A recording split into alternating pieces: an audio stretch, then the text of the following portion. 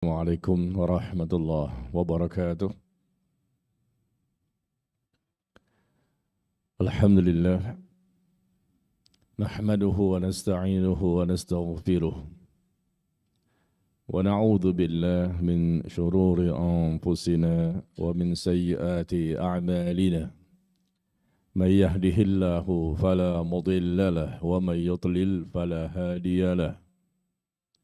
Asyhadu an la ilaha illallah wahdahu la syarika lah. Wa asyhadu anna Muhammadan abduhu wa rasuluh sallallahu alaihi wa ala alihi wasallam. Ya ayyuhalladzina amanu taqullaha haqqa tuqatih wa la tamutunna illa wa antum muslimun amma ba'd. Alhamdulillah jemaah sekalian, Bapak Ibu, ikhwan dan akhwat yang berbahagia. Kita bersyukur kepada Allah Tabaraka wa Ta'ala. Di sore hari ini kembali kita beribadah kepada Allah dengan melakukan ibadah salat asar secara berjamaah. Kemudian kita melanjutkan dengan ibadah berikutnya yang juga diwajibkan. Dan ibadah yang besar, yang agung dan mulia di sisi Allah Tabaraka wa Ta'ala, yaitu ibadah dalam bentuk menuntut ilmu. Kita berada di masjid, rumah yang tempat yang paling dicintai oleh Allah Tabaraka wa Ta'ala di muka bumi ini. Kita berharap semoga Allah berikan kepada kita ilmu yang bermanfaat, yang barokah, yang mudah dipahami dan kita amalkan. Sekalian, pada kesempatan kali ini kita akan mencoba membahas satu tema yang sangat penting berkaitan tentang kehidupan di alam akhirat. Kehidupan di alam akhirat itu panjang sekali. Begitu dicabut nyawa oleh malaikat maut, maka seseorang berpindah ke alam akhirat. Dan alam akhirat yang pertama kali adalah alam kubur. Dan berada di alam kubur sangat lama, menunggu sampai datangnya hari kiamat. Dan setelah terjadinya hari kiamat, di tiap sangkakala yang pertama, di tiap sangkakala yang kedua, ya, manusia digiring dihalau menuju suatu tempat yang sangat luas, yang kita kenal dengan istilah padang mahsyar. Dan begitu banyak peristiwa-peristiwa yang terjadi di sana, ya, adanya yaumul hisab, hari dihisabnya amal, ditimbangnya amal, mizan, ya, dan juga manusia nanti menuju ke telaga Nabi Muhammad sallallahu alaihi wasallam, dan juga manusia nanti berada di Sirat, jembatan yang terbentang di atas neraka Jahannam, namanya Sirat. Dan orang-orang yang muslim dan orang-orang yang munafik, merekalah yang akan melewati Sirat. Adapun orang-orang kafir tidak melewati Sirat. Karena orang-orang kafir setelah dihisab dan ditimbang amalnya, dan mereka langsung dimasukkan ke neraka. Adapun kaum muslimin, orang-orang beriman dan orang-orang munafik yang masih statusnya muslim, tapi mereka banyak sekali tingkat kemunafikannya. Ya, maka mereka inilah yang akan melewati sirat. Tentunya kita ingin selamat ketika melewati sirat tersebut. Setelah itu berlanjut dengan fase berikutnya, ada qantarah. Qantarah ini suatu tempat antara surga dan neraka. Disitulah ya manusia dikisos, dibersihkan hatinya, dibersihkan dosanya, disucikan mereka. Setelah itu baru mereka dipersilakan untuk masuk ke dalam surga. Alangkah bahagianya seseorang yang selamat di Sirat, karena ini jembatan yang terbentang di atas neraka Jahannam, yang lebih tajam dibandingkan pedang dan lebih halus dibandingkan sehelai rambut. Ya, kita akan bahas pada kesempatan kali ini bagaimana kiat untuk bisa selamat ketika berada di atas jembatan itu. Jembatan yang terbentang, Allah bentangkan adanya Sirat. Dan ini pasti terjadi demi Allah. Dalam Al-Quran diinformasikan, di hadis pun diinformasikan. Ya, dan kita mengimani semuanya, beriman kepada hari akhir, ya, kejadian-kejadian yang terjadi setelah kita meninggal dunia, sampai kita dibangkitkan lagi di padang mahsyar. Semuanya adalah sesuatu yang wajib untuk diimani. Meskipun kita belum pernah melihat, belum pernah mendengar langsung, ya, tetapi karena Allah dan Rasulnya yang menginformasikan, maka kita meyakininya. Memang ada peristiwa seperti itu. Jadi semua fase-fase akhiratnya semuanya berat. ketika dihisapnya amal berat, ditimbangnya amal berat, ketika melalui telaga Al-Kautsar, telaganya Nabi Muhammad SAW juga berat, karena ada yang dipersilakan untuk minum dari telaga tersebut, ada juga yang diusir dari telaga Nabi Muhammad SAW. Apalagi ketika melewati Sirat, orang-orang yang terpilih yang bisa selamat ini. Dan kebanyakan umumnya manusia terjungkal mereka. Terjungkal di Sirat ini kebanyakan umumnya manusia. Dan mereka akhirnya masuk dalam neraka jahanam dari kaum muslimin, orang-orang munafikin. Adapun orang-orang yang mukmin bertakwa, mereka berlanjut setelah itu menuju qantarah, dimudahkan prosesnya, disucikan hatinya, dibersihkan dosanya, ada kisos di situ. Setelah itu mereka baru masuk ke dalam surga. Baik, jadi sebagaimana biasa, setiap saya mengajar di tempat ini, saya berusaha untuk ada artikel ya, yang bisa kita share dan kita bisa baca bersama, sehingga antum bisa kembali membaca di rumah nanti dan bisa di-share juga kepada teman-teman yang lain.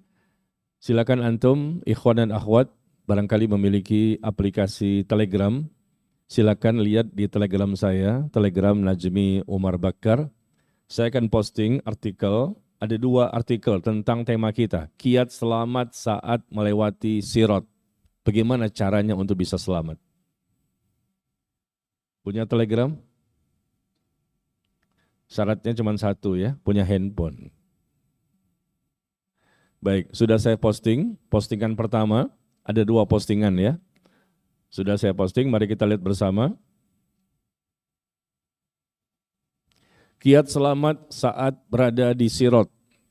Setiap muslim sebelum mereka mencapai pintu surga, diharuskan dulu melewati ujian yang berat. Ya, muslim saja ini, muslim yang mukmin bertakwa atau muslim yang munafik. Mereka harus melewati Sirat, ujian yang sangat berat, menyeberangi jembatan yang terbentang di atas neraka jahanam, yang lebih halus dibandingkan rambut dan lebih tajam dibandingkan pedang. Sangat licin dan menggelincirkan. Coba bayangkan jemaah sekalian, lebih tajam dibandingkan pedang, lebih halus dibandingkan sehelai rambut. Bagaimana ini? Kita tidak bisa menggambarkan karena memang belum pernah melihat. Tapi Rasul mengatakan demikian, sangat licin dan menggelincirkan. Kedua sisi kiri dan kanan Sirat tersebut terdapat besi-besi pengait yang bergantungan untuk menyambar-nyambar siapa saja yang diperintahkan untuk disambar. Ini bukan jembatan sembarang jembatan. Jembatan yang licin dan menggelincirkan. Tipis, lebih tipis dibandingkan rambut, sehelai rambut, dan lebih tajam dibandingkan pedang. Itu yang Rasul sampaikan kepada kita dan kita imani. Dan kiri dan kanannya ada pengait-pengait dari besi yang bergantungan untuk menyambar-nyambar siapa saja yang diperintahkan untuk disambar. Kita melihat informasi ini kayaknya merasa kecil kemungkinan untuk bisa selamat ya. Aduh, gimana bisa selamat seperti ini? Karena begitu susahnya, begitu sulitnya, begitu beratnya ketika berada di Sirat ini. Dan orang yang pertama kali melewatinya adalah Nabi Muhammad SAW dan umatnya.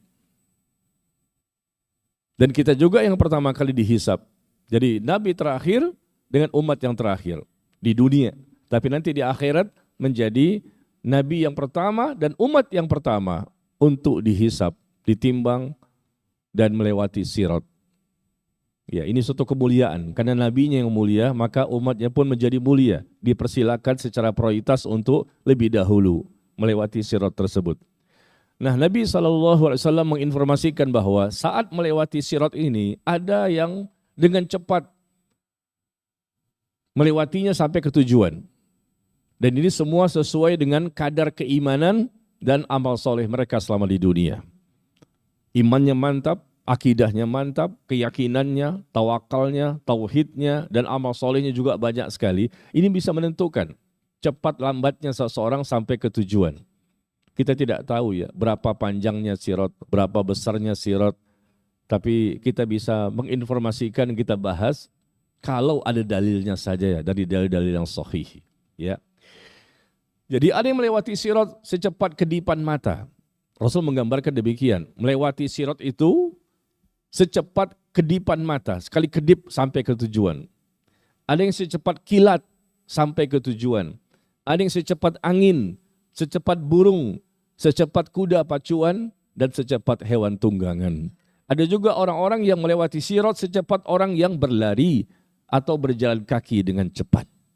Jadi beda-beda. Semua kembali kepada iman dan amal soleh selama di dunia. Ada yang merangkak-rangkak dan sampai juga ke tujuan. Ada yang selamat dengan cepatnya sampai ke tujuan dan aman. Ada juga yang selamat namun tubuhnya disambar-sambar dengan pengait besi tadi hingga robek dan terputus.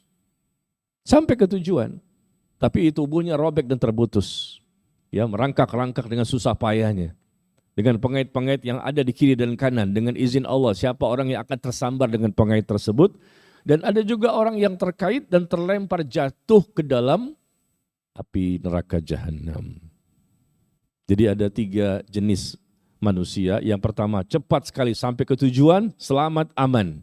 Tinggal melewati kantara, setelah itu sorga. Tapi yang kedua, ada manusia yang juga selamat sampai ke tujuan, tapi dengan susah payah. Tercabik-cabik badannya, terputus, bahkan robek tubuhnya. Terkena cabikan-cabikan seperti itu, dan itu semua terjadi dengan izin Allah untuk menggugurkan dosa-dosanya. Ya, tapi sampai ke tujuan. Tapi yang ketiga ini yang paling parah, mereka yang terkait dengan pengait-pengait besi tadi, yang terus menyambar-nyambar, ya, jembatan yang sangat licin dan menggelincirkan. Dan kemudian karena terkait dia, lalu dia terlempar jatuh ke dalam neraka jahanam. Karena sirat ini merupakan jembatan yang terbentang di atasnya, di punggungnya neraka jahanam. Na'udzubillah, nas'alullah as-salama wal afiyah. Nah, ini informasi yang kita dapatkan. Ya, kita tentunya ingin selamat, bahagia, aman sampai ke tujuan. Sebagaimana yang Rasul sebutkan bahwa seperti secepat kedipan mata atau secepat kilat. Kita pernah lihat kilat kan? Cepat sekali sampai ke tujuan. Nah, ini tentunya orang-orang yang bertakwa ini. Yang luar biasa, iman dan amal soleh mereka selama di dunia. Tapi karena manusia yang bertingkat-tingkat tidak semuanya sama imannya dan amal solehnya, maka begitu juga nanti ketika melewati sirat tidak sama. Ada yang selamat. Betul-betul selamat dia, cepat sampai ke tujuan. Ada yang betul-betul dia selamat tapi mendapatkan cabikan. Ada juga yang terjungkal dan masuk ke dalam neraka jahanam. Begitu juga nanti di dalam sorga. Di dalam sorga pun ternyata tingkat yang didapati oleh seorang muslim berbeda-beda. Ada 100 tingkatan sorga. Tingkatan pertama tentu berbeda dengan tingkatan kedua. Dari sisi nikmatnya, keindahannya, dan lain-lain. Ada 100 tingkatan. Dan tingkatan yang paling tinggi adalah namanya sorga Firdaus. Ya, tentunya kita ingin berada di sorga Firdaus, tetapi kita harus kerja keras, berjuang mati-matian, habis-habisan, capek, letih, lelah selama di dunia untuk bisa mendapatkan sorga Firdaus itu. Tapi kalau kita malas-malasan, ya, bersantai-santai, banyak menghabiskan waktu untuk hal yang sia-sia, bahkan perkara yang haram, bagaimana mungkin bisa berada di sorga Firdaus? Masuk sorganya saja sudah bagus. Ya, karena kita tidak mempersiapkan dengan maksimal. Maka di sini kita sebutkan bahwa setiap rasul menyaksikan umatnya ketika melewati sirat. Setiap rasul, termasuk Nabi kita Nabi Muhammad SAW melihat umatnya ketika mereka melewati sirat. Dan masing-masing Nabi mendoakan umatnya, termasuk Nabi kita Nabi Muhammad SAW dengan mengucapkan Allahumma sallim, sallim, Allahumma sallim, Allahumma sallim. Ya Allah selamatkan, ya Allah selamatkan. Nabi Muhammad SAW berdoa pada waktu itu, ingin bisa memberikan syafaat, memberikan bantuan, pertolongan kepada umatnya yang ketika itu mereka sedang melewati sirat. Pertolongan dan syafaat yang Rasul berikan kepada umatnya begitu banyak. Ada orang yang sudah masuk ke neraka, dikeluarkan dari neraka. Atau mungkin mereka kesulitan ketika melewati sirat, Rasul mendoakan mereka. Termasuk malaikat pun mendoakan. Malaikat mengatakan, Rabbi salim, Rabbi salim. Malaikat pun diinformasikan di hadis. Mereka juga mendoakan orang-orang yang sedang menyeberangi sirat tersebut. Para nabi berdoa, para malaikat berdoa. Karena inilah, ya, yang paling berat kehidupan nanti di akhirat, yang paling berat di sini, karena bisa jadi dia terjungkal masuk ke neraka jahanam. Dia proses hisapnya amal, cuma dihisap, ditanya, kemudian mendapatkan buku catatan amal, lalu ditimbanglah amal tersebut. Ini masih proses semuanya. Tapi begitu melewati sirat, nah ini Ketika melewati sirat, disinilah tegang sekali, menegangkan dan mengerikan dan menakutkan. Karena ternyata disinilah ada yang selamat dan ada yang tidak selamat. Ada yang disiksa, ada yang tidak disiksa. Ya, jadi kita lihat di sini bagaimana para nabi pun berdoa di situ, para malaikat pun berdoa di situ. Subhanallah, karena mereka menginginkan kaum muslimin yang melewati sirat, mereka mendapatkan keselamatan dari Allah Tabaraka wa Ta'ala. Jadi yang tersambar dengan pengait-pengait besi di kiri dan kanan tentunya terjadi dengan izin Allah. Allah Maha Adil. Allah tidak pernah zalim pada hambanya. Tapi muslim itulah yang selama di dunia ternyata dia tidak mempersiapkan bekal dan justru lebih banyak dosanya. Akhirnya bisa jadi terkena pengait-pengait besi yang ada di kiri dan kanan ketika mereka melewati sirat. Dan mereka pun tidak memiliki cahaya yang banyak. Modal untuk bisa lebih cepat sampai ke tujuan di jembatan sirat itu adalah cahaya. Karena semua amal ibadah kita akan menimbulkan cahaya. Dengan cahaya itulah mempercepat proses sampai ke tujuan. Ya, makanya kita lihat hari ini bagaimana caranya, kiatnya agar selamat ketika kita menyeberangi sirat tersebut. Ya, mari kita baca artikelnya. Sekali lagi saya informasikan di Telegram saya ya, Telegram sosial media saya, Telegram Najmi Umar Bakar. Di sini saya cantumkan ada 8 kiat agar selamat ketika melewati sirat yang kita dapatkan dalam Al-Quran dan hadis. Ya, ini postingan pertama, nanti kita tambahkan postingan yang kedua. Yang pertama apa? Menjadi orang yang bertakwa. Ini syarat pertama, tidak bisa tidak, harus menjadi orang bertakwa. Wa im minkum illa wariduha kana 'ala rabbika hatman maqdiyya thumma nunajjil ladzina taqaw wa nadharuz zalimina fiha jithiyya. Di surah Maryam, ya, di surah Maryam ayat 71 dan 72 Allah Tabaraka wa Ta'ala berfirman, dan tidak seorang pun di antara kalian yang tidak mendatanginya. Semua kaum muslimin akan melewati sirat tersebut. Mereka akan melewatinya. Dan hal itu bagi Tuhanmu adalah ketentuan yang sudah ditetapkan. Allah sudah takdirkan bahwa kaum muslimin nanti di akhirat akan melewati yang namanya sirat. Jembatan yang terbentang di atas neraka jahanam. Kemudian kata Allah, kami selamatkan orang-orang yang bertakwa. Nah, di sini. Ya, kami selamatkan orang-orang yang bertakwa dan kami membiarkan orang-orang yang zalim di dalam neraka tersebut dalam kondisi berlutut. Siapa orang yang zalim? Berarti mereka orang yang banyak melakukan dosa. Pelaku-pelaku dosa-dosa besar. Orang-orang munafik, orang yang zalim, orang yang fasik. Orang yang tidak mau diatur hidup dan kehidupannya oleh Allah dan Nabi SAW. Ya. Hanya satu yang disebutkan, orang bertakwa. Tsumma nunajjil ladzina taqaw. Kemudian kami selamatkan orang yang bertakwa ketika melewati sirat. Wa im minkum illa wariduha kana 'ala rabbika hatman maqdiyya. Tidak satu pun di antara kalian melainkan akan melewati sirat itu. Dan itu merupakan suatu ketetapan yang sudah Allah takdirkan. Kemudian kami selamatkan orang-orang yang bertakwa. Berarti kalau kita ingin selamat nanti ketika melewati sirat, jembatan yang terbentang di atas neraka jahanam, yang lebih tajam dibandingkan pedang, lebih halus dibandingkan sehelai rambut, berarti kita wajib untuk bertakwa. Dan bertakwa itu kita raih di dunia, bukan di akhirat.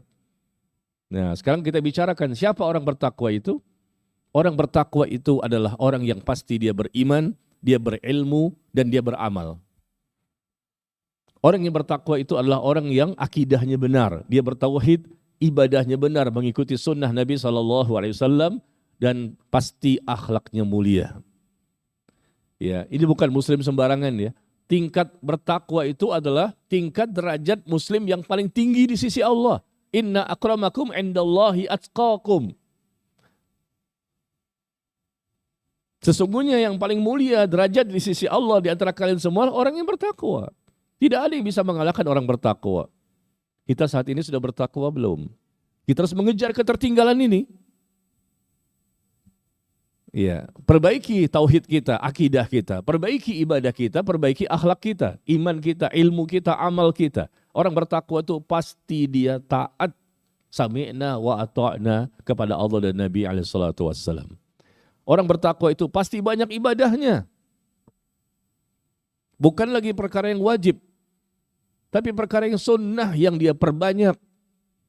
Dari salat sunnahnya, puasa sunnahnya, bersedekahnya, membaca Qur'annya, capek, letih, lelah. Orang bertakwa tidak ada yang tidak capek. Pasti dia capek. Pasti letih dan lelah dia. Mendatangi majelis ilmu seperti ini capek kan? Dari rumah perjalanan, macet juga, panas juga. Sampai di sini duduk mendengarkan kajian, besok pulang, datang lagi. Ya Allah, capek kita mendatangi majelis ilmu. Tapi karena Allah kita mau datang. Kalau bukan Allah kita nggak mau datang ke sini. Ngapain? Tapi karena Allah ingin mendapatkan ampunan Allah, ingin mendapatkan ridho Allah, ingin mendapatkan rahmat dari Allah, maka kita ringan untuk melangkahkan kaki ke tempat ini dengan ikhlas karena Allah semata. Ya, orang bertakwa sekali lagi, mereka bukan orang sembarangan. Dan ini syarat yang Allah sebutkan.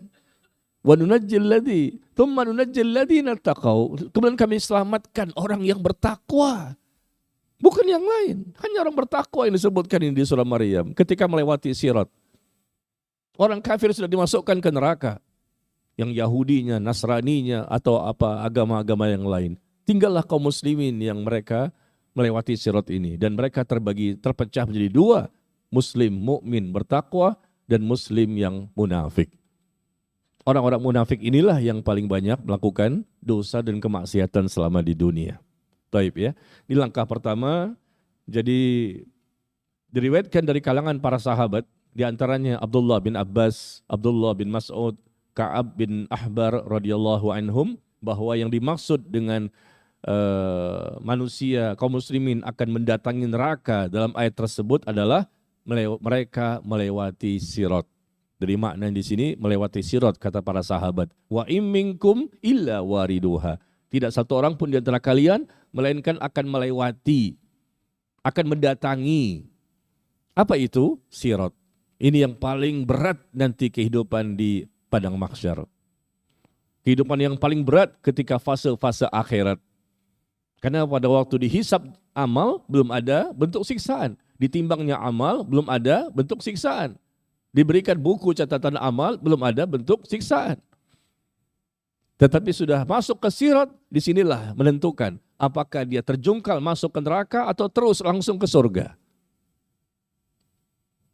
Ya, jadi mari ya sama-sama kita bertakwa dan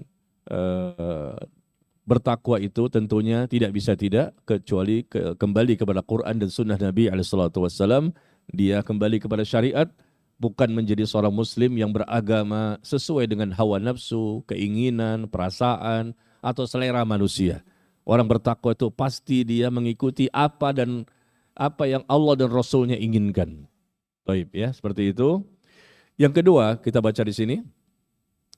Kiat untuk selamat saat melewati sirat adalah istiqomah. Di istiqomah di atas sunnah Nabi SAW.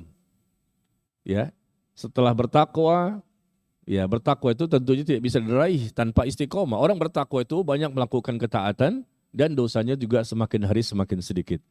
Istiqomah di atas sunnah Nabi SAW. Ada orang yang mengikuti sunnah, alhamdulillah udah ngaji dia, udah taklim, tapi ternyata tidak istiqomah. Minggu depan dia berubah lagi. Bulan depan, tahun depan dia berubah lagi, kembali kepada kebid'ahan. Sudah dia mengenal tauhid, kembali lagi kepada kesyirikan. Nah, orang seperti ini tidak ada jaminan untuk bisa selamat ketika melewati sirat. Harus istiqomah di atas sunnah. Sunnah itu cara beragama. Yang sama persis dengan bagaimana Rasulullah dan para sahabatnya. Kita baca di sini kalimatnya, di dunia Allah memiliki sirat. Di dunia ini Allah memiliki sirat. Dan di akhirat Allah juga memiliki sirat. Barang siapa yang istiqomah berada di atas sirat Allah ketika hidup di dunia, siratnya Allah ketika di dunia, maka Allah pun akan meneguhkannya ketika ia melewati siratnya Allah nanti di akhirat. Jadi sirat yang ada di akhirat ternyata tergantung kepada bagaimana seseorang itu ketika berada pada sirotnya di dunia. Ya, apa maksudnya? Sirotnya Allah di dunia adalah jalan yang lurus, siratal mustaqim. Itulah sirot yang ada di dunia. Ya, yang kita minta setiap hari, ihdinas siratal mustaqim, ihdinas siratal mustaqim. Ya Allah, berikan kepada kami hidayah agar bisa berada di atas jalanmu yang lurus. Jalan yang lurus itu sirot yang ada di dunia. Yaitu jalannya Nabi Muhammad SAW. Dan hendaknya konsisten di atas jalan tersebut. Karena Allah mengatakan, innaka laminal mursalin ala siratim mustaqim. Sesungguhnya engkau Muhammad adalah salah satu dari sekian banyak rasul-rasul yang Allah utus di muka bumi. Di mana engkau berada di atas jalan yang lurus. Allah katakan Rasulullah itu contoh kita, qudwah hasanah kita, ya, yang terbaik. Dan kita ingin mendapatkan jalan yang lurus. Setiap hari kita meminta berapa kali? 17 kali. Dari subuh sampai isya kita membaca surah Al-Fatihah kan? Dari subuh sampai isya. Ihdinas siratal mustaqim. Ya Allah, berikan kepada kami jalan yang lurus. Berikan kepada kami hidayah agar kami bisa di atas jalan yang lurus. Ternyata jalan yang lurus itu adalah Rasulullah SAW, Al-Quran dan Islam. Itulah jalan yang lurus. Karena Allah mengatakan bahwa sesungguhnya engkau adalah salah seorang dari rasul-rasul yang berada di atas jalan yang lurus. Kalau kita ingin berada di atas yang lurus sebagaimana doa kita, ihdinas siratal mustaqim, maka tinggal mengikuti Rasulullah saja. Karena Rasulullah sudah dikatakan sudah berada di atas jalan yang lurus. Selesai kan? Ya. Muslim yang mengikuti sunnah, ajaran yang murni dari Nabi SAW dalam akidahnya, ibadahnya, akhlak yang benar, maka ia telah berada otomatis di atas jalan yang lurus. Nah ini kiat yang kedua ya. Ya, orang itu bertakwa, kemudian dia juga istiqomah di atas sunnah Nabi SAW.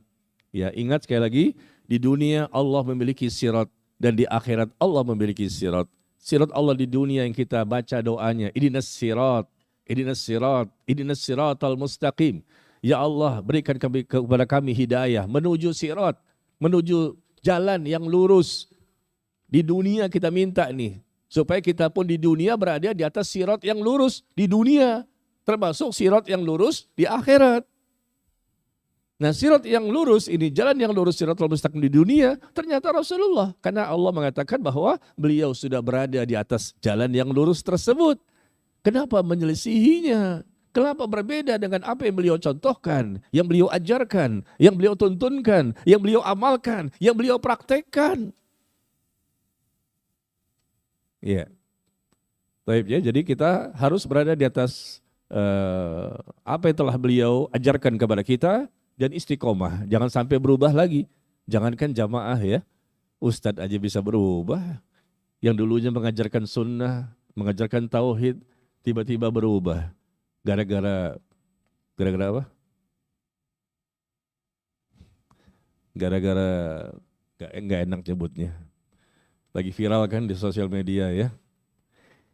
Ya, gara-gara dunia sebetulnya. Nauzubillah. Ya, ustadz juga manusia dan sebetulnya kita lihat lebih banyak yang istiqomah, alhamdulillah. Tapi ada oknum-oknum tertentu yang dulunya mengajarkan sunnah akhirnya bisa berubah.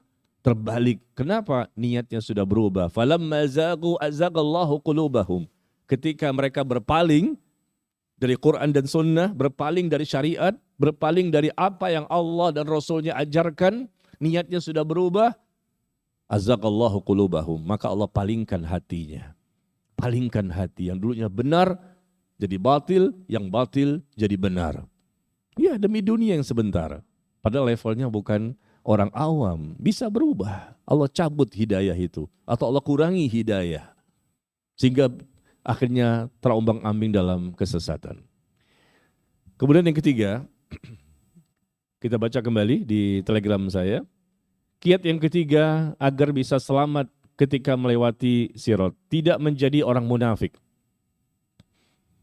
Tidak menjadi orang munafik. Jadilah orang mukmin. Ya, mukmin itu orang yang benar ya. Benar akidahnya, ibadahnya, dan akhlaknya. Ketika melewati sirat, maka setiap mukmin akan diberikan cahaya sesuai dengan amalnya masing-masing.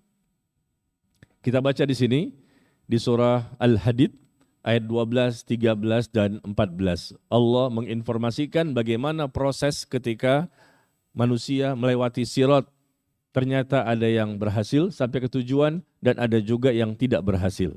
Kita baca di ayat yang ke-12 surah Al-Hadid.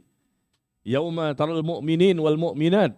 Pada hari engkau akan melihat orang yang beriman, orang-orang mukmin, baik laki-laki maupun yang perempuan, betapa cahaya mereka bersinar di depan serta di samping kanan mereka. Cahaya bersinar, di depan mereka bercahaya, samping kanan mereka bercahaya. Orang-orang mukmin ini, ya ini Allah informasikan, orang mukmin laki-laki maupun yang perempuan. Pada waktu itu cahaya mereka bersinar di arah depan dan arah kanan. Dan Abdullah bin Mas'ud mengatakan bahwa cahaya mereka ini bersinar di depan dan di sebelah kanan mereka, ya di mana mereka diberikan cahaya sesuai dengan amal-amal mereka. Ada di antara mereka cahayanya seperti gunung, besar sekali cahayanya. Dan ada juga cahayanya yang lebih rendah dibandingkan itu. Dan bahkan ada orang yang mendapatkan cahaya cuma sejempol saja. Kadang menyala dan kadang padam. Cahaya, ini modal cahaya itu untuk bisa melewati sirat. Amal ibadah, keimanan itu akan berbuah cahaya. Cahaya itulah yang menjadikan orang lebih mudah untuk melewati sirat. Nah, orang-orang beriman, dia melewati sirat itu dengan cahaya yang Allah berikan dari arah depan dan sebelah kanan mereka. Maka pada hari itu ada berita gembira untukmu, yaitu surga yang mengalir di bawahnya sungai, yang mereka kekal di dalamnya, itulah kemenangan yang agung. Ini informasi Al-Hadid ayat 12 tentang orang-orang beriman. Karena mereka mendapatkan cahaya dan cahaya mereka berbeda-beda. Ya, karena mereka berbeda-beda selama di dunia. Tentunya cahaya yang ketika dengan cahaya tersebut mereka bisa melewati sirat dengan cepat seperti kedipan mata, seperti kilat, seperti burung yang menyambar, seperti larinya kuda dengan kencangnya dan seterusnya. Nah, itu bisa terjadi semua karena cahaya, dan cahaya itu adalah akibat dari iman dan amal soleh yang dimiliki oleh seorang muslim selama di dunia. Kemudian kita baca di ayat berikutnya, ayat ke-13. Ternyata Allah katakan pada hari itu juga orang-orang munafik. Orang munafik laki-laki maupun yang perempuan berkata kepada orang beriman, tunggulah kami. Karena orang beriman sudah jalan di atas sirat dengan mudahnya, cepat dan sampai ke tujuan. Orang munafik di belakang ini, cahayanya sedikit, kadang menyala, kadang hilang, kadang menyala, kadang padam. Tinggal jempolnya saja bercahaya. Karena orang munafik itulah yang paling banyak dosanya. Bagi seorang muslim yang banyak dosa itu namanya orang munafik. Maka mereka meminta kepada orang-orang beriman, orang yang kuat akidahnya, orang yang benar ibadahnya, orang yang banyak sekali yang membuktikan dengan akhlak yang mulia. Orang munafik mengatakan, tunggulah kami ingin mengambil cahayamu. Orang munafik meminta bantuan kepada orang-orang beriman yang sudah lebih dahulu berjalan, berlari dengan cepatnya. Maka dikatakan kepada mereka, kembalilah kamu ke belakang dan cari sendiri cahaya. Nafsi-nafsi semuanya. Masing-masing orang membutuhkan cahaya karena memang mereka juga tegang semuanya. Kalaupun sudah berada di tengah-tengah sirat, masih tegang. Mana? Setengahnya lagi. Bisa jadi ada peluang untuk dia terjungkal. Sudah setengah perjalanan, masih tegang, masih mengerikan, masih menakutkan. Masing-masing masih butuh itu. Dia tidak mau ngasih ke orang lain. Karena dia sendiri juga belum tentu selamat. Dia masih butuh cahaya itu untuk sampai di tujuan. Maka ketika orang munafik meminta cahaya, ya orang-orang mukmin mengatakan kembalilah kamu ke belakang, cari sendiri cahaya untukmu. Ya, kemudian di antara mereka pun dipasang dinding pemisah yang berpintu. Di sebelah dalam ada rahmat dan di luarnya hanya ada azab. Ya, perbedaan itu nyata sekali ya ketika sudah sampai di sirat. Di dunia barangkali orang-orang muslim munafik suka mengganggu orang-orang beriman. Ngaji pun dicandain, sok alim, sok surga, sok suci. Yang berjilbab pun dikatakan begini, yang berjenggot pun begini. Orang-orang yang berusaha memperbaiki diri, orang-orang munafik ini enggak suka kalau ada muslim yang melakukan syariat. Tidak suka dengan kaum muslimin yang menghidupkan sunnah. Ya, nanti mereka akan mendapatkan balasannya ketika melewati sirat ini. Kita baca kembali di ayat berikutnya, Al-Hadid ayat ke-14. Maka orang-orang munafik pun kembali memanggil orang-orang mukmin. Yang awalnya mereka mengatakan, tunggulah kami ingin mengambil cahayamu, minta tolong mereka. Orang-orang munafik memanggil-manggil orang mukmin, bukankah kami dulu bersama kalian? Kita sholat bersama-sama, kita haji bersama-sama, kita ngaji bersama-sama. Tolonglah kami, kita kan teman. Kenapa kalian tidak mau menolong kami? Kita sama-sama dulu tuh di dunia. Tapi memang sama-sama di dunia, di akhirat bisa berbeda. Kenapa? Karena Allah lihat niatnya memang berbeda ketika mereka beramal soleh selama di dunia. Termasuk orang munafik di zaman Nabi kan, sallallahu alaihi wasallam. Di hadapan Rasulullah mereka mengatakan kami orang mukmin, kami beriman. Di hati mereka sebetulnya kufur. Mereka menyembunyikan kekafirannya. Di zaman Rasul, salatnya di belakang Rasulullah sallallahu alaihi wasallam, tapi mereka kafir sebetulnya. Di hati mereka mendustakan, tapi lisan mengatakan kami beriman. Ya, seperti itu ya. Jadi yang orang dikatakan orang beriman itu benar dari sisi hatinya, lisan dan perbuatan. Sedangkan orang-orang munafik itu hatinya mendustakan, meskipun lisan mengatakan beriman. Atau mungkin perbuatannya dia dustakan. Baik. Jadi mereka mengatakan, bukankah kami dahulu bersama kalian? Maka orang-orang beriman mengatakan benar, tapi kamu mencelakakan diri kamu sendiri dan kamu hanya menunggu dan meragukan janji Allah dan ditipu oleh angan-angan kosong sampai datanglah ketetapan Allah dan penipu syaitan datang memperdaya kamu tentang Allah. Jadi Allah menginformasikan dari ayat 12, 13 dan 14 surah Al-Hadid ini bagaimana terjadi pembicaraan ya, sama-sama berada di sirat orang mukmin dan orang munafik. Ya, tetapi ternyata orang-orang munafik ini kesulitan dan akhirnya mereka kehilangan cahaya dan akhirnya mereka terjungkal, terkait dengan besi-besi pengait yang ada di kiri dan kanan yang ada di sirat tersebut. Ada pada orang-orang mukmin, ada yang selamat sampai tujuan dengan cepatnya, secepat kilat. Tapi ada juga orang mukmin yang sampai ke tujuan, sampai ke ujung sirat, tapi dengan kondisi tercabik-cabik dan terputus anggota badannya. Tapi selamat. Ya, dengan merangkak-rangkat dengan susah payah. Karena memang tidak sama mukmin satu dengan mukmin yang lain. Di dunia tidak semuanya sama. Ya, inilah caranya Allah untuk memberikan balasan kepadanya, tapi setelah itu dia akan masuk surga. Ya, balasannya di situ. Dan tidak terjungkal ke dalam neraka jahanam. Nauzubillah. Yang keempat. Belum ya? Baik, saya posting kembali yang keempat sampai yang ke-8.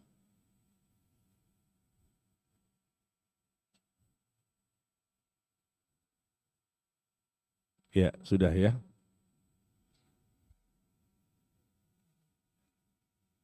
Kiat selamat saat di sirat.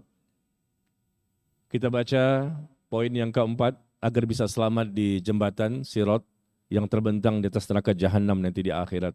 Yang keempat, ternyata dengan cara bertaubat dengan taubat nasuha. Bertaubat dengan taubat nasuha. Betul-betul bertaubat. Siapa yang enggak punya dosa ya? Enggak ada. Semua kita ini pendosa, termasuk saya. Kita ini pendosa. Banyak sekali dosa di masa lalu maupun di masa sekarang. Tapi dengan sebab istighfar dan taubat nasuha yang sungguh-sungguh menyesal, menangis, merintih, mengemis, merengek kepada Allah. Minta agar diampuni dosa-dosa. Maka Allah akan ampuni dosa-dosa kita. Ya, kita baca di sini bagaimana Allah berfirman, ya ayyuhalladzina amanu tubu ilallahi taubatan nasuha. Wahai orang-orang yang beriman, bertaubatlah kalian kepada Allah dengan taubat nasuha. Asa rabbukum ayyukaffiru ankum sayyi'atikum wa yudkhilakum jannat. Ya, bertaubatlah kepada Allah dengan taubat nasuha. Mudah-mudahan Tuhanmu menghapus kesalahan-kesalahanmu dan memasukkan kamu ke dalam surga yang mengalir di bawahnya sungai-sungai. Di mana pada hari itu ketika Allah tidak menghinakan Nabi dan orang-orang beriman yang bersamanya. Nah, ini ada kaitan satu ayat ya. Dimulai dengan kalimat taubat asalnya di atas, lalu dengan taubat nasuha Allah gugurkan dosa-dosanya, Allah masukkan dia ke surga. Pada hari itu dikaitkan dengan kondisi yang ada, yaitu di mana Nabi dan orang-orang beriman Allah tidak menghinakan mereka. Pasti Allah selamatkan mereka. Karena Allah mencintai mereka, Allah meridhoi mereka. Kemudian disebutkan pada waktu itu, cahaya mereka pun memancar. Disebutkan kembali ya, memancar cahaya itu, bercahaya mereka. Ketika melewati sirat, di hadapan mereka dan di sebelah kanan mereka. Bercahaya sehingga mereka dengan cepat sekali sampai ke tujuan. Tadi di surah Al-Hadid disebutkan bercahaya. Di surah At-Tahrim disebutkan bercahaya. Karena cahaya itulah menjadi modal untuk bisa cepat melewati sirat. Dan cahaya itu bisa terwujud karena dia melakukan kiat-kiatnya. Dia melakukan amal solehnya. Dia memiliki keimanan yang mantap luar biasa selama di dunia. Akhirnya Allah berikan amal itu dan imannya dalam bentuk cahaya untuk bisa melewati sirat. Ada cahayanya setinggi gunung. Ada juga yang cahayanya setinggi pohon korma. Ada cahaya yang sangat kecil cuma sejempol saja. Sangat kecil. Hanya sekedar jempol itu pun kadang nyala, kadang juga padam. Na'udzubillah min dzalik.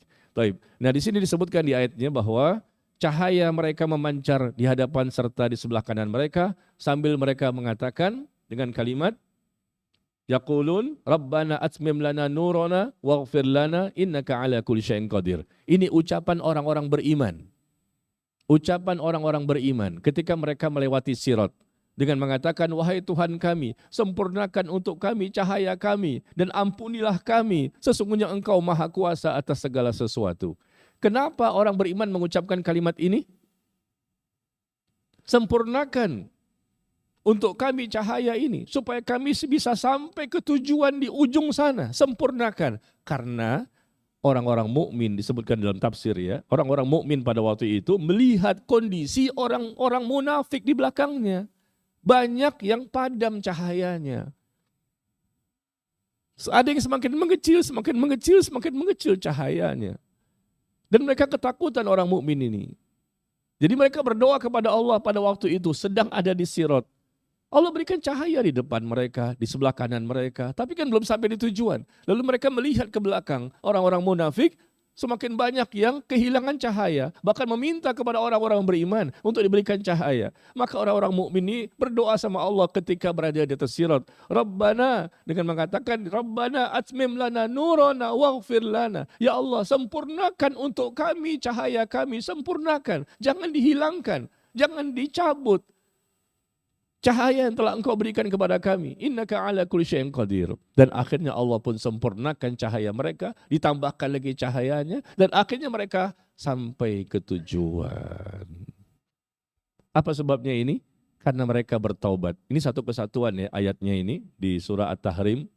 Awalnya dia bertaubat dengan taubat nasuha. Allah ampuni dosa. Allah masukkan dia ke surga. Tapi melewati ujian-ujian. Tidak bisa langsung ya. Enggak ada kan manusia yang begitu mati langsung ke surga. Enggak bisa. Semuanya harus melewati fase-fasenya. Allah sudah takdirkan semua. Enggak ada yang begitu mati langsung ke surga, enggak ada. Begitu mati di mana? Alam kubur dulu, lama menunggunya. Dibangkitkan lagi di padang mahsyar. Ada proses ini, ada proses ini. Semuanya terjadi dengan izin Allah. Allah ingin menguji hambanya. Di dunia diuji, di akhirat diuji. Begitu masuk surga, tidak ada lagi ujian. Tidak ada lagi kesulitan, tidak ada lagi kesusahan. Ya, demikian ya. Jadi poin keempat ini, mari kita bertaubat dengan taubat nasuha ya. Jangan main-main ini. Orang yang bertaubat dengan taubat nasuha tentunya semakin hari dia semakin sedikit tingkat kesalahannya. Dan semakin banyak tingkat kebenarannya. Bukan berarti orang yang sudah bertaubat dengan taubat nasuha tidak lagi melakukan dosa. Nggak mungkin kan ya, karena manusia bisa kembali melakukan dosa. Ya, karena dia manusia biasa, bukan malaikat yang tidak punya dosa. Meskipun dia sudah bertaubat dengan taubat nasuha, bisa jadi dia melakukan dosa kembali, tapi cuma dosa kecil. Bukan dosa besar. Dan dosa kecil pun semakin hari semakin jumlahnya sedikit. Itu pertanda taubatnya diterima. Coba kita evaluasi sama-sama ya. Kalau semakin hari kita hidup di dunia ini, dosa kita semakin hari semakin sedikit, dan kalaupun berdosa cuma dosa kecil, itu pun juga sedikit, maka pertanda taubatnya diterima. Allah menerima taubat orang itu. Tapi kalau dia bertaubat dengan taubat nasuha, ternyata masih melakukan dosa besar, apalagi continue terus menerus, katanya taubat nasuha, tapi kok masih melakukan dosa besar dan banyak sekali. Nah ini pertanda bahwa taubatnya nggak diterima. Karena orang yang diterima taubatnya oleh Allah, Allah tambahkan hidayah, Allah tambahkan taufik. Otomatis hamba itu akan semakin lebih baik kondisinya. Gitu ya. Baik, sekarang yang kelima. Bagaimana kiat agar selamat ketika melewati sirat? Hendaknya berdoa, memohon kepada Allah agar mendapatkan cahaya. Karena sekali lagi saya katakan cahaya itulah menjadi modal ketika melewati sirat. Saat melewati sirat, kaum muslimin membutuhkan banyak cahaya. Bahkan minta disempurnakan tadi. Rabbana atmim lana nurana. Wahai Tuhan kami, sempurnakan untuk kami cahaya kami. Sempurnakan, banyakkan. Nah, agar kita bisa mendapatkan banyak sekali cahaya nanti ketika melewati sirat, ya cara-cara yang semua kita lakukan di antara nomor 5 ini. Berdoa kita selama di dunia. Ya, dan ini sebetulnya doa yang saya cantumkan ini adalah doa yang Rasul ajarkan ketika kita berjalan menuju ke masjid. Dari rumah, dari kantor misalnya, intinya menuju ke masjid, maka kita baca ini. Ya, dan ini insya Allah menjadi sebab seseorang itu akan mendapatkan cahaya yang lebih banyak nanti di akhirat. Di sini disebutkan, ya Allah jadikan cahaya pada hatiku, cahaya pada penglihatanku, cahaya pada pendengaranku, cahaya di sebelah kananku, sebelah kiriku, dari atasku, bawahku, kanan, kiri, depan, belakang. Ya semuanya kita minta diberikan cahaya. Cahaya yang bermanfaat untuk di dunia sampai ke akhirat. Dan ini versi pendek ya. Doa ini yang saya cantumkan ini versi pendek dalam Sahih Bukhari dan Sahih Muslim. Ada versi panjangnya yang lebih komplit. Kalau bisa kita bisa hafalkan itu. Ya, setiap kita berangkat dari rumah menuju ke masjid untuk menunaikan ibadah salat 5 waktu, kita baca doa ini yang pendek, kalau bisa lebih panjang lagi. Allahumma ja'al fi qalbi nura, wa fi lisani nura, wa fi sam'i nura, wa fi basari nura, wa min fawqi nura, wa min tahti nura, wa an yamini nura, wa an shimali nura, wa min amami nura, wa min khalfi nura, waj'al fi nafsi nura, wa a'zim li nura, wa 'azim li nura, waj'al li nura, waj'alni nura, Allahumma a'tini nura, waj'al fi 'asabi nura, wa fi lahmi nura, wa fi dami nura, wa fi sya'ri nura, wa fi bashari nura. Itu yang lengkapnya. Siapa yang hafal? Ada yang hafal? Nih hadiahnya. Pernah nggak baca doa ini ketika ke masjid?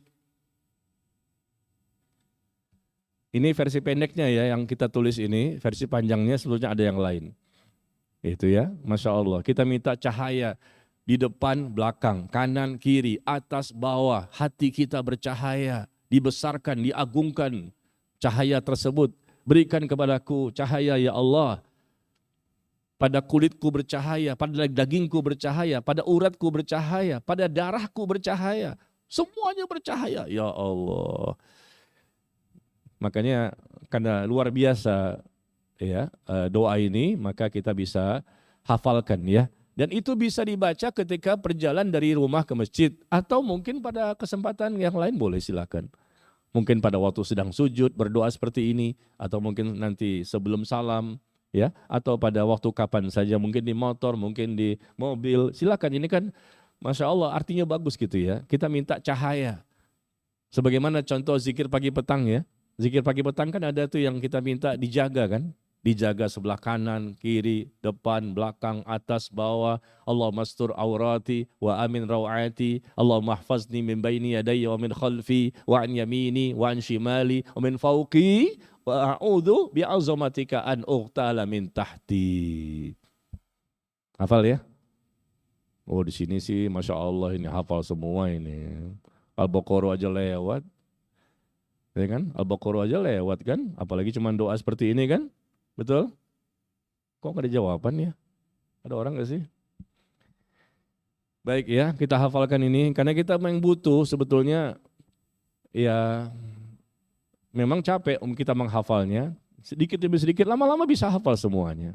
Saya pun awalnya nggak hafal juga, tapi ya karena kita mencoba ya Allah mudahkan. Jadi caranya bagaimana? Ya kan sehari 5 kali kita ke masjid. Kita lihat handphone kita sambil jalan nih, hati-hati masuk lubang. Karena kita nggak hafal baca di handphone, kita kan nggak hafal yang versi panjangnya ya. Lama-lama kan diulang lagi, diulang lama-lama insya Allah hafal. Ya. Yang keenam, kiat agar selamat ketika melewati sirat, yaitu selalu menjaga sholat 5 waktu, khususnya ya terkhusus sholat isya dan sholat subuh. agar dimudahkan ketika melewati sirat. Abu Malik Al-Asy'ari radhiyallahu anhu berkata, Rasulullah sallallahu alaihi wasallam bersabda, "As-salatu nurun." Salat itu cahaya. Kata Rasulullah, salat itu adalah cahaya yang akan bisa menimbulkan cahaya nanti di dunia dan di akhirat nanti. Maka berkata Al-Imam Ibnu Rajab rahimahullah, "Wahiyya fil akhirah." Dan salat itu nanti di akhirat, kata beliau, menjadi cahaya bagi orang-orang beriman di dalam kegelapan dan di atas sirat, kata Imam Ibnu Rajab. Salat itu menjadi cahaya bagi orang-orang beriman di dalam kegelapan dan di atas sirat. Karena sesungguhnya cahaya-cahaya itu dibagikan kepada orang-orang beriman pada waktu itu ketika mereka melewati sirat sesuai dengan amal-amal mereka selama di dunia. Ya, maka Rasulullah mengatakan, "Basyirul masya'in fi zulam ilal masajid." Berikan kabar gembira, kata Rasulullah, kepada orang-orang yang berjalan dalam kegelapan malam menuju masjid dengan cahaya yang sempurna nanti pada hari kiamat. Dia mendapatkan cahaya yang sempurna pada hari kiamat. Ketika melewati sirat, sempurna cahayanya. Sebagaimana permintaan orang-orang beriman tadi. Rabbana asmim lana nurona. Wahai Tuhan kami, sempurnakan untuk kami cahaya kami. Ternyata Rasul mengatakan, berikan kabar gembira kepada orang-orang yang berjalan dalam kegelapan malam menuju masjid. Gelap malam menuju masjid. Bahwa dia akan mendapatkan cahaya yang sempurna nanti pada hari kiamat. Menuju masjid maksudnya untuk sholat. Di waktu malam, di waktu gelap. Sholat apa ini? Para ulama mengatakan sholat isya dan subuh. Yang memang paling berat bagi orang-orang munafik. Karena isya kan gelap, subuh juga gelap. Nah, berikan kabar gembira kepada orang-orang yang berjalan dalam kegelapan malam. Khususnya sholat isya dan subuh. Mereka menuju masjid, bahwa mereka akan mendapatkan cahaya yang sempurna nanti pada hari kiamat. Ya tentunya bukan subuh dan isya saja ya. 5 waktu kita kerjakan bagi laki-laki, bagi yang tidak memiliki uzur. Adapun wanita di rumah ya. Yang ketujuh, 2 lagi ya, 7 dan 8. Yang ketujuh, kiat agar selamat ketika melewati sirat, yaitu dengan membantu seorang muslim. Membantu seorang muslim yang kesusahan, ada kebutuhan, ada keperluan, kita bisa membantu, kita bantu. Subhanallah. Meskipun kita tidak kaya, tapi kita bisa membantu dia dari sisi apa yang bisa kita berikan. Bagaimana Nabi SAW bersabda, "Wa man masya ma akhihil muslim fi hajatihi." Barang siapa yang telah berjalan bersama saudaranya yang muslim, ya, barang siapa yang berjalan bersama saudaranya yang muslim untuk suatu kebutuhan sampai terpenuhi kebutuhannya, terpenuhi hajat-hajatnya. Dia sama-sama jalan nih dengan saudaranya seorang muslim, dia tahu dia ada kebutuhan, mau kemana antum, anak ada begini-begini, ya sudah ayo kita sama-sama jalan, nanti anak akan bantu. Berapa harganya? Nanti anak akan belikan, ayo sama-sama kita berjalan. Ya. Nah, kemudian apa yang terjadi? Karena dia membantu kebutuhan seorang muslim ini, maka Allah pun akan mengokohkan kedua kakinya di atas sirat. Dikokohkan kakinya di atas sirat pada hari yang mana kaki-kaki banyak yang tergelincir. Lebih banyak yang tergelincir dibandingkan yang selamat. Karena yang masuk surga itu sedikit. Yang masuk surga dari kalangan kaum muslimin itu sedikit. Karena yang bertakwa juga sedikit. Lebih banyak kaum muslimin itu mendapatkan siksa neraka terlebih dahulu. Karena kaum muslimin banyak melakukan dosa dan kemaksiatan. Yang mendapatkan nikmat kubur juga sedikit. Kebanyakan kaum muslimin mendapatkan siksa kubur. Imam Ibnul Qayyim mengatakan demikian rahimahullah. Kebanyakan siksa kubur dialami oleh manusia. Yang kafir sudah pasti. Yang muslim juga kena. Kenapa? Karena umumnya orang bertakwa itu dari zaman ke zaman selalu sedikit. Orang yang betul-betul taat kepada Allah dan Rasul selalu sedikit. Orang yang sungguh-sungguh dan bersemangat selalu sedikit. Orang yang betul imannya, akidahnya, tauhidnya, ibadahnya sesuai sunnah selalu sedikit. Maka Ahlus Sunnah wal Jamaah itu jumlahnya memang selalu minoritas. Kita jangan membayangkan kapan kita ini ya yang mengikuti sunnah menjadi mayoritas gitu. Tidak. Dari zaman ke zaman Yang mengikuti sunnah Rasul, mengikuti cara beragama sebagaimana Rasul dan para sahabat selalu minoritas. Itu disebutkan oleh Al-Imam Al-Hasan Al-Basri, disebutkan oleh Al-Imam Al-Bukhari. Dan disebutkan juga oleh para ulama lain, selalu minoritas. Ya, yang mayoritas siapa? Orang-orang yang tidak mengikuti sunnah atau tidak mengikuti tauhid yang benar. Maka mari kita bantu ya kaum muslimin, apakah dengan tenaga kita, waktu kita, pikiran kita, atau harta kita, ya kita bantu mereka. Mudah-mudahan dengan cara seperti itu, ya kita bisa meringankan beban mereka. Mereka kesusahan, mereka bingung, mereka resah, gelisah, stres, bahkan mungkin ada utang sama orang lain belum bayar. Ya, nah, kita berikan bantuan seperti ini, maka Allah akan kokohkan kedua kakinya di atas sirat pada hari yang mana kaki-kaki akan tergelincir. Yang terakhir, kiat selamat ketika melewati sirat, yaitu tidak menuduh dengan kedustaan. Tidak menuduh dengan tuduhan dusta kepada mukmin dalam rangka memburukkan, mencemarkan namanya. Ya, menuduh-nuduh ini tanpa bukti, sengaja menuduh-nuduh supaya orang itu rusak kehormatannya.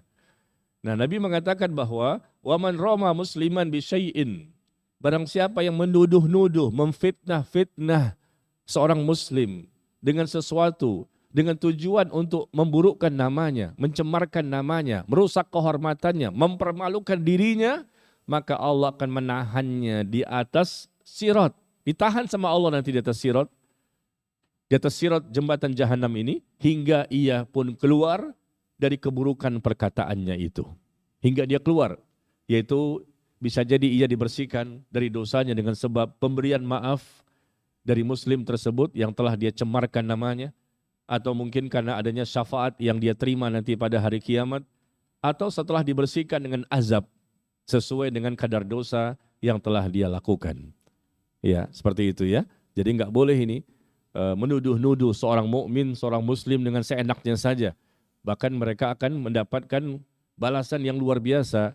Dan kita lihat ini suatu dosa, menuduh-nuduh. Sebelumnya nomor 7, kebaikan-kebaikan, membantu sesama kaum muslimin. Yang ke-8, justru melakukan dosa. Dosa yang secara khusus diancam bahwa nanti dia akan ditahan di atas sirat. Dan kita pernah mengalami ini. Mungkin kita yang merusak kehormatan orang lain, menuduh-nuduh orang lain, atau orang lain yang menuduh-nuduh kita, menjelek-jelekkan nama kita. Itu terjadi. Maka masih ada kesempatan kita bertaubat, dan kalau berkaitan dengan zolimnya kita sama orang lain, maka kita minta maaf, segera datangi, segera telepon, janjian, minta maaf saya telah menzolimi Anda, saya telah menyakiti hati Anda, saya telah merusak nama Anda, saya telah memfitnah Anda. Ustadz pun difitnah, jamaah pun difitnah, begitulah. Padahal sesama sunnah, bisa jadi seperti itu. Apalagi antara yang mengikuti sunnah dan di luar itu. Sesama sunnah saja bisa begitu. Karena mungkin dia suuzon, mungkin karena dia hasad, iri, dengki, ya, dan lain-lain. Sehingga akhirnya dia menuduh-nuduh, memfitnah tanpa bukti, tanpa saksi. Sengaja membuat kedustaan. Di zaman sekarang ini paling gampang kan membuat seperti ini. Tinggal sebarkan di sosial media. Dibuat opini-opini, digiring opini supaya banyak sekali. Akhirnya netizen-netizen ribuan menuduh-nuduh dia. Padahal itu salah. Dia tidak melakukan, tidak mengucapkan, tapi karena dia pintar menggiring opini dan buzzer-buzzer juga banyak. Nauzubillah ya, nauzubillah. Baik. Yang saya kumpulkan ini ada 8 yang saya ketahui berdasarkan hadis-hadis yang sahih atau derajatnya hasan. Adapun yang lain-lain saya tidak cantumkan karena tidak saya temukan lagi hadis yang sahih atau hasan ya. Sebetulnya kalau kita lihat di Google, searching di Google banyak sekali yang begini, yang begini, yang begini, tapi kan nggak ada dalilnya, nggak ada keterangan, kita nggak berani. Tapi secara umum semua amal ibadah apapun yang sesuai syariat pasti ada hasilnya. Bisa berdampak kepada mudahnya melewati sirat karena semakin besar cahaya yang dimiliki. Dan semua dosa apapun yang dilakukan manusia, kalau mereka belum bertaubat, pasti juga ada dampaknya. Ketika mereka melewati sirat, akhirnya cahaya mereka semakin redup, semakin padam, semakin mati, dan akhirnya mereka terjungkal masuk ke dalam neraka jahanam. Nas'alullah as-salama wal afiyah. Ya, sampai di sini kira-kira ada pertanyaan?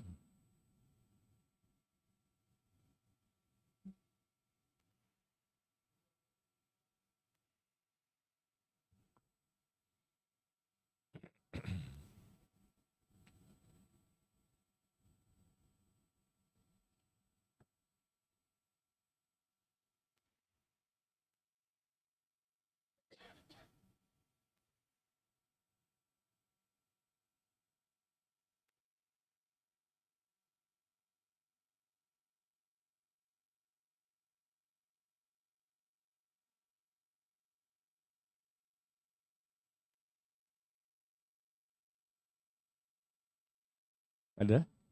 Atau mau menambahkan barangkali? Menambahkan dalilnya? Ya, silakan.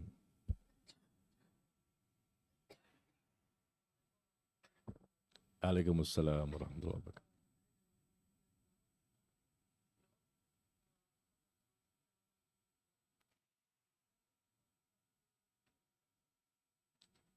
Ya, ini namanya nawar ya.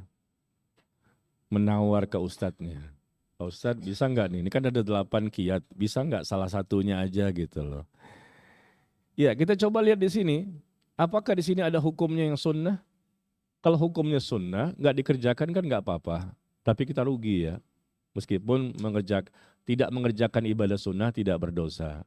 Tapi coba kita lihat di sini, apakah hukumnya sunnah atau wajib? Pertama, menjadi orang bertakwa hukumnya apa? Wajib. Yang kedua, istiqomah di atas sunnah Nabi hukumnya apa? Wajib.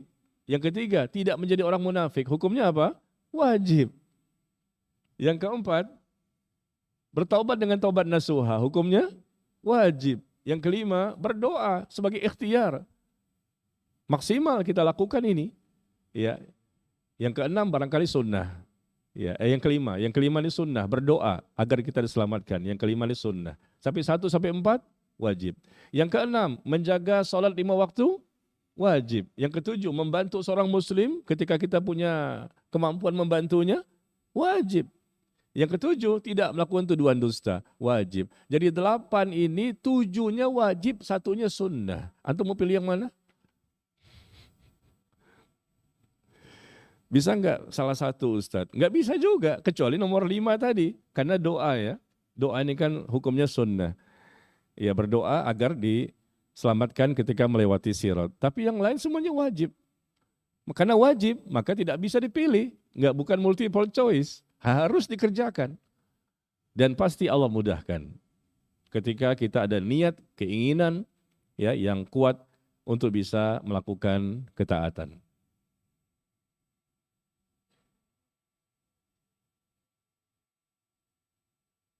Ya, ada pertanyaan lewat kertas nih.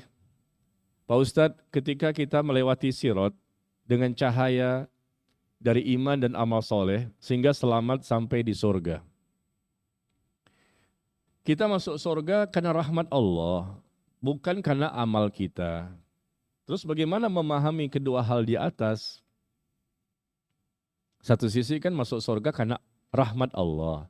Tapi di sini kan dikatakan bisa melewati sirat dengan sebab iman dan amal soleh. Apakah ada kontradiksi dengan iman amal solehnya itu sampailah dia di ujung, setelah itu dia bisa melewati kantor, setelah itu dia bisa masuk ke dalam surga. Tidak ada kontradiksi jamaah sekalian. Kenapa? Masuk surga memang karena rahmat Allah, kasih sayang Allah. Tapi sebabnya kan ada. Sebab orang itu bisa terpilih untuk bisa mendapatkan rahmat karena dia beriman dan beramal soleh. Sebabnya ada. Bukan dengan amal kita bisa masuk surga, nggak bisa. Amal kita sedikit, dosa kita banyak. Masuk surga itu kata Rasulullah dengan sebab rahmat. Tapi rahmat itu kan diberikan kepada siapa? Kepada orang yang beriman dan beramal soleh. Itu sebabnya itu. Nah sebabnya inilah yang kita lakukan supaya kita terpilih bisa mendapatkan rahmat dari Allah Tabaraka wa Ta'ala.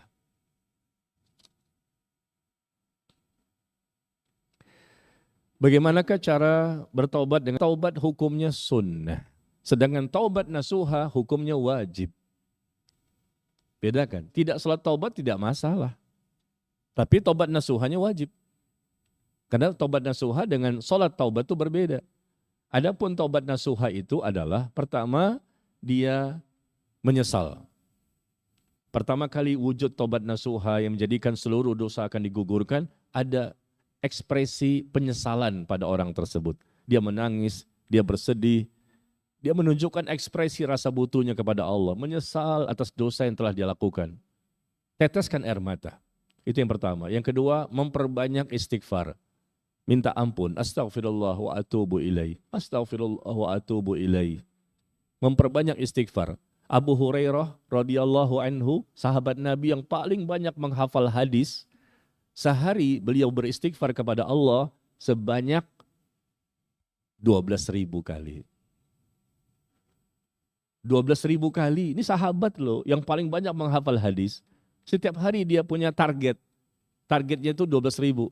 Sebetulnya target baca kan bebas ya, mau 10.000, mau 5.000, mau 1.000, berapapun bebas. Cuma dia punya target.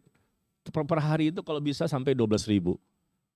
Masya Allah. Kayak seperti sebagaimana kita baca Quran misalnya. Saya target pokoknya per hari harus 1 surat. Besok 1 surat, besok 1 surat. Boleh-boleh saja kan mentargetkan sesuatu agar kita semakin termotivasi.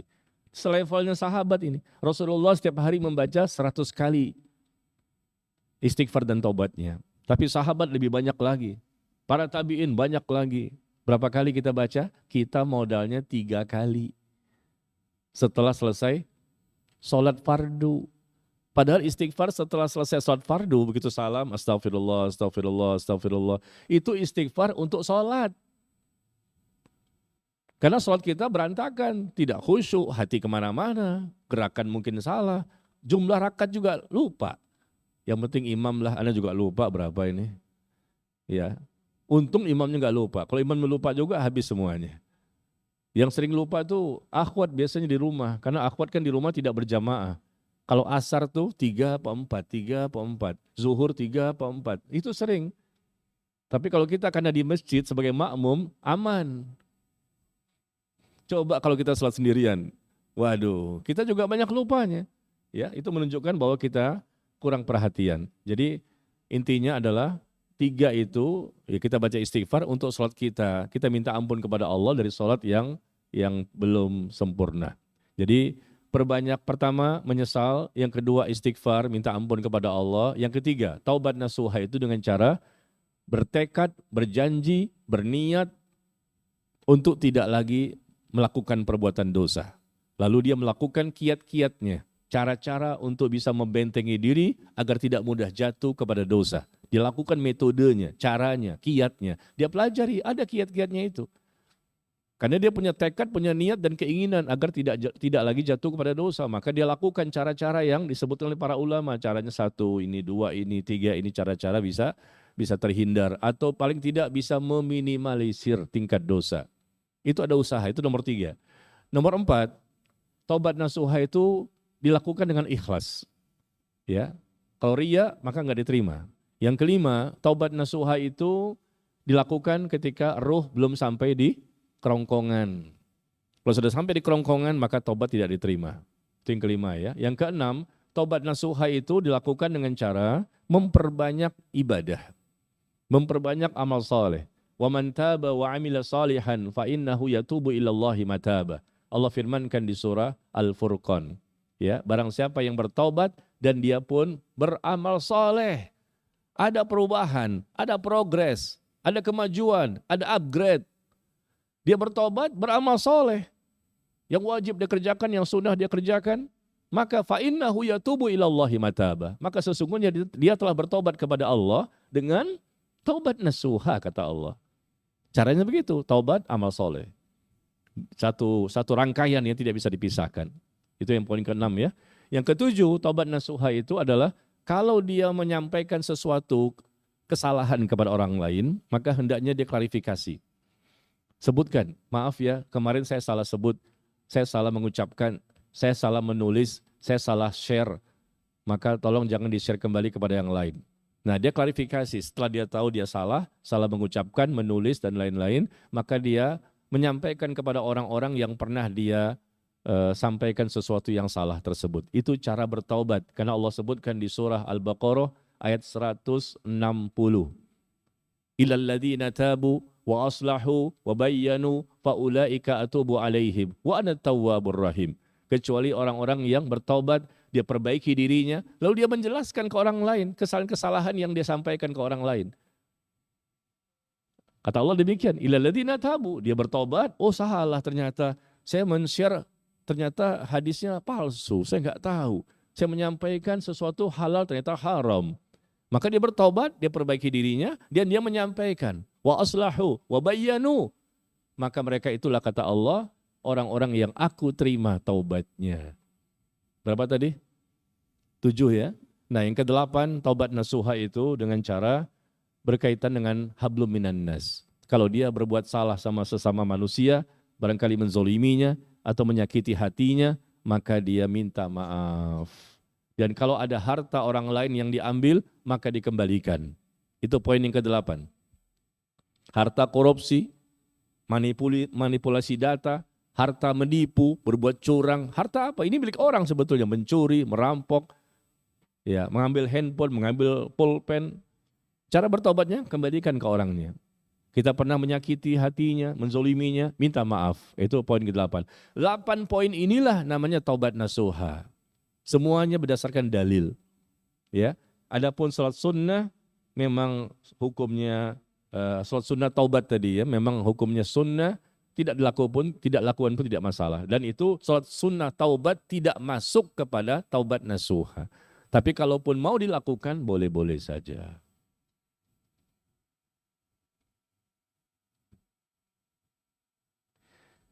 Ustadz dulu waktu anak kecil pernah dengar bahwa seluruh muslim ini pasti masuk surga. Iya, dalam akidah Ahlus Sunnah wal Jamaah disebutkan bahwa seluruh muslim akan masuk surga. Kalau matinya sebagai muslim yang bertauhid.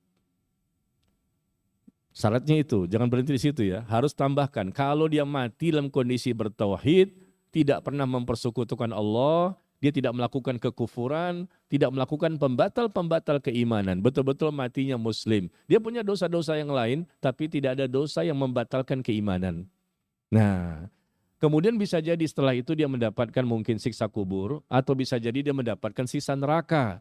Tapi tidak kekal di neraka, nanti pun akan dikeluarkan dan dimasukkan ke dalam surga. Pada akhirnya seluruh kaum muslimin akan masuk surga. Tapi kan prosesnya mampir dulu. Memang mau. Mampir siksa kubur, mampir siksa neraka. Dan tidak kekal. Karena dia tidak melakukan dosa syirik. Tidak melakukan kekufuran. Tidak melakukan pembatal keimanan. Ya, kalaupun ada dosa, bisa jadi Allah belum ampuni dosanya, masuk ke neraka dulu. Tapi pada akhirnya dikeluarkan juga. Syaratnya apa tadi? Kalau matinya dalam kondisi bertauhid atau beriman, ya. Seperti itu. Tapi kalau andai kata dia muslim tapi matinya melakukan pembatal-pembatal keimanan, dia sebagai dukun, sebagai tukang sihir, sebagai paranormal, dia melakukan syirik-syirik besar, ya, berdoa kepada selain Allah, meminta kepada selain Allah, menyembah kepada selain Allah, beribadah kepada selain Allah misalnya. Dia melakukan kesyirikan, dosa besar, yang paling besar itu syirik, syirkul akbar. Ya, di mana bisa membatalkan keimanannya, atau mungkin bukan syirik, tapi dia melakukan kekufuran. Misalnya dia melecehkan Al-Qur'an, dia menghina Rasulullah, menghina syariatnya. Ini kan bukan syirik, tapi kan ini kekufuran. Bisa membatalkan keimanan juga. Nah, andai kata seperti itu, maka sudah berarti dia sudah keluar dari Islam. Ya, meskipun disolatkan oleh 1000 orang. Tapi kalau dia tidak bertobat sampai mati dari kekufurannya, dari kesyirikannya, maka tidak bermanfaat doa dari orang banyak itu. Karena dia hakikatnya sudah murtad.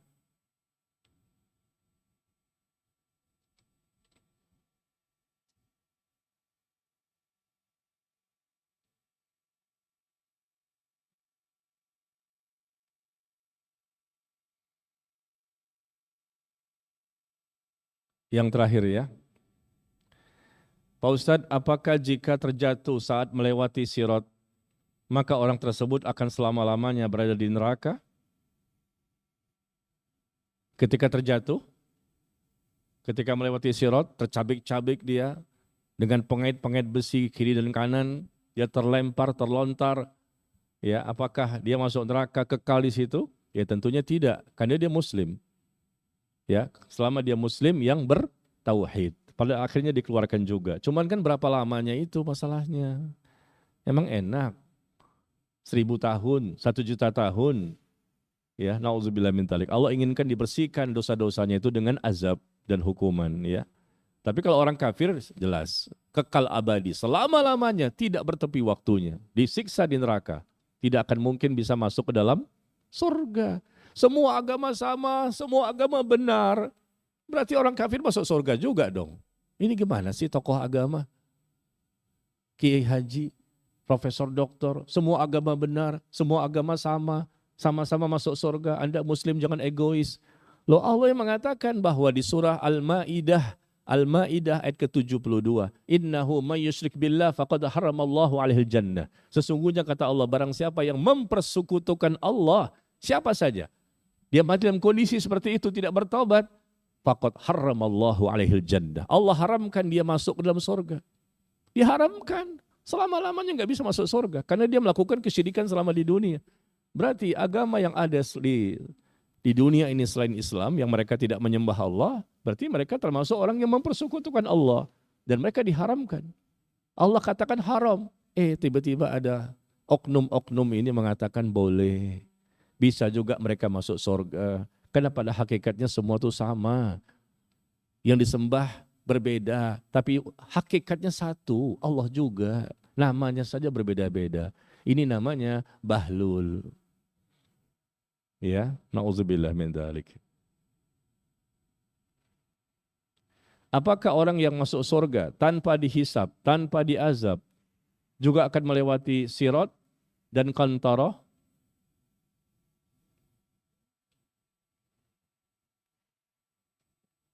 Iya.